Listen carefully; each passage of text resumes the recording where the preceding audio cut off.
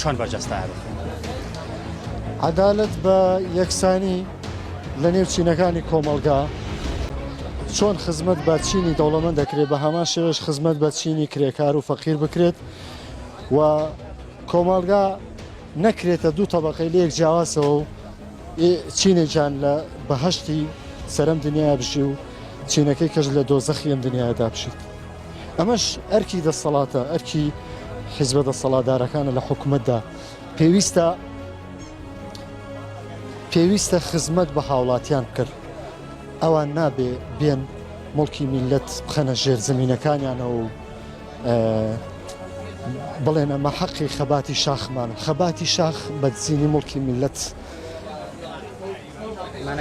مانای نییە.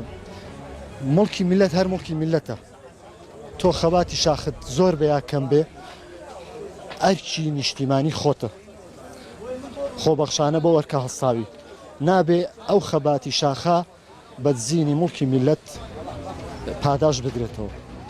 هیچ پاساوێکمان نییە بۆ دزی. لەبەرەوە عەدالەت لەو نوختەیەدا بەرجەستە دەبێت تا چەندە حکوومەت و حیزبە دەسەڵاتدارەکان لە خەمی خزمەتکردنی ئەم میلەتەیان ئەم میلەتە باوەڕی بە دەسەڵات نەماوە. ئەم هەڵبژارنەی کە ئێمە بینیمان لە ڕابردووە سەنگی مەحەک نییە. سەنگی مەحەک نییە بڵێ ئەمە مانایەوە دەسەڵات هێشتا متمانەی ماوە لە هاوڵاتیانە. لەبەرەوە هەڵبژارنە ئەمەنە تەزویر و تەزویرکاری کراوە، ڕای ناڕەزایی خەڵک بێزاری خەڵک شێراوەتەوە لە ئەنجامی هەڵبژارن. لە هەر شوێنەکە عەدالەت نەبوو ژیانی خەڵک چی لێدێ؟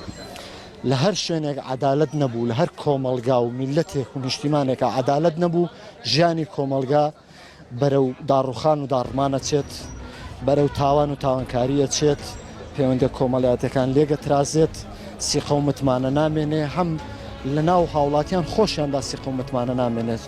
ئەمەش هەمووی خەتای سیاسەتی گیرفانپڕکەرانەی دەسەڵاتە بەداخەوە. چی بکەین بۆی عەدالەت گەڕینەوە؟ چی بکەین بۆی عەدالەت بجێڕینەوە؟ پێویستە هاوڵاتیان بە ئیرادێکی بەهێزەوە بەشدار بن لە دەسەڵاتدا، نەک هەر کاتی دەنگدان بەڵکو دوای دەنگدانیش دەسەڵات و قووەتیان هەبێ، دەنگی ناڕەزاییان هەبێ کە قبوڵی نەکەن. چیتر خەمساردی دەسەڵات قبوڵ نەکەن، چیتر ئەم ناعەدالەتی و ئەم فەرهودکردنی ماڵی میلەتە لە ئاستی ئەوەدا بێدەنگ نەبین و بینە سەرجادا ناڕەزایی دەرببڕین، قبوڵی نەکەین، بە گژیاندا بچینەوە.